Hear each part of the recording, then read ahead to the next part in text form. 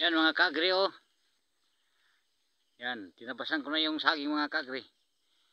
Yan. Ganyan na mga kagre mag-alaga ng saging mga kagre. Sa bawat kumpol mga kagre, sa bawat kumpol, parang kuwan ba mga kagre, tingin nyo sa mga saging nyo mga kagre, tingin nyo sa mga saging ninyo, kung may mga saging kayo, mga alagang saging. Ang tingin sa mga saging nyo kung medyo payat, putulin nyo mga kagre. Sa bawat kumpol mga kagre, ubusin nyo puputol yan. Huwag kayong manghinayang. Kasi pag tubo niyan, sabay-sabay yan. Pare-pareho ang laki nun. Mga kagre. Yan ito mga kagre, bagong tanim ko to. Ito. Yan. Yan mga kagre. Yan. Parang grafting itong saging ko mga kagre. Itong mga saging ko. Parang grafting ba? Tingnan mo. Yan. Mga bagong putol. Pinutol ko na to bawat kumpol lahat. Ito, hanggang doon. Pinutol ko lahat. Yan. Kaya bagong sibol to sila. Sabay-sabay na ito mga kagre. Ganito lang mag-alaga ng saging mga kagre. Ito oh. Ito. Yan. Parang grafting ano. Oh. Grafting. Yan ang technique dito mga kagre. Sa akin lang yan ha. Sa akin lang yan. Ang pag-alaga ng saging. Kasi pagka medyo matagal na ang saging, hindi magsabay-sabay pagka namunga. Hindi sabay-sabay. Saka may maliit ang puno. May malaki. Hindi magsabay-sabay. Iyan naman mga kagre, yung na yan, yung sakir na yan. Yung banana sakir na to. Ito. Ilipat ko pa to. Dito, ilipat ko dito kay kulang ng saging. Yan. Eh doon naman sa kabila, mayroon din doon saging doon. Kaso lang yung saging na yun, hindi mabinta. Pero sa SM, marami sa SM. Doon dito sa amin, hindi mabinta rito. Ewan ko bakit, hindi nila kilala ata. Yan, pang SM na yung saging na yan. Pang export yan. Kaso lang, sa amin, hindi mabinta. Alam nga may export mo kaunti lang. Hindi naman volume yung saging ko. Ito lang pag-alaga ng saging mga kagre. Ganito. Yan. Pag sa bawat kumpol ng saging, ang tingin nyo mga kagre, payat yung saging nyo, pangit yung bunga, huwag kayong manghinayang mga kagre, putulin nyo lahat yan. Yan, katulad ito sa akin, oh. Pinutol ko lahat. Putulin mo kagad, putulin nyo lahat ng saging. Tapos mga kagre, pagdating ng mga isang buwan, usbong na yan. Doon kayo pumili mga kagre ng magandang mga malulusog na tubo niya. Ay ito, mga pili ko na to. Ito. Yan oh. Yan, parang grafting oh. Ito. Yan. Sabay-sabay na yan sila mamunga mga kagre. Sabay-sabay na yan sila mamunga.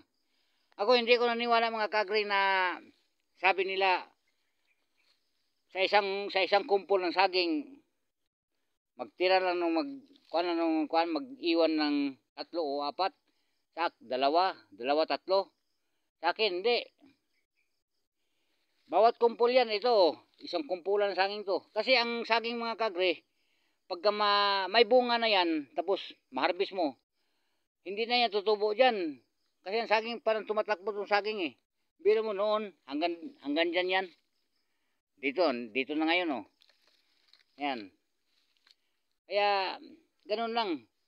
Ito mga saging ko mga kagre, yung ibang mga nagsasagingan, may mga kanya, may sakit yung mga saging nila, yung tawag sa amin, bunsalo, butikol ba.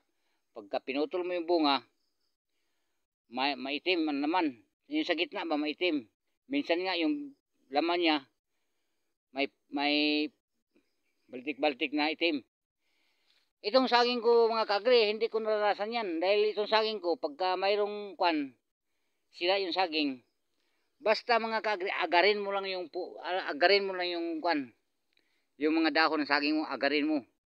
Pagka medyo may ka na, may nalanta yung dahon, katulad nito mga kagre. Halimbawa, ito, lalanta ang dahon ito. Ang diferensya niya mga kagre, dito yan, dito. Iba yung lanta nga magulang na siya. Pero yung lanta nga mura pa ang dahon, tapos lanta na siya, ay may diferensya yan, saging mo. Balatan mo yan, mga kagre. Balatan mo. Pag balat mo sa mga saging, sa saging mo mga kagre, tingnan mo ito. Katulad dito ba, ito. Ito. Pagdating dito, mga butas-butas yan. Kaya yan ang dahon ang naapektuhan. Butas-butas yan. Ang gamot ko dyan mga kagre, hindi na medisina. Walang chemical yan. Binabalatan ko lang yan. Tinanggal ko yung kanya, tinanggal ko yung kinain ng parang black bugs. Kinain dito. Tanggalin mo yan. Yan lang mga kagre. Ako, nagkuhan ako niyan, nagkuhan ko niyan, nagtaka ako, bakit yung saging ko may kuhan ito.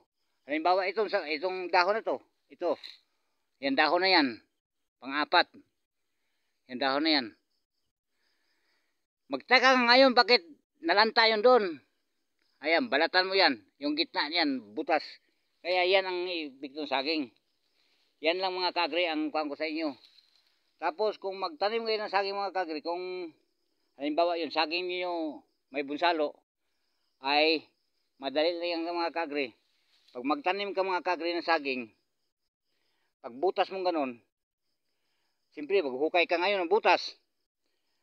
Huwag mong, sabi nila, ang ilagay mong lupa doon, yung topsoil. Hindi yung mga kagre. Sa akin, hindi ko maglagay ng topsoil sa puno ng saging pag magtanim ako. Yung lupa galing sa ilalim, yun ang ibalik ko. Kasi yung mga topsoil na yun mga kagre, may kanyan, may mga kanyan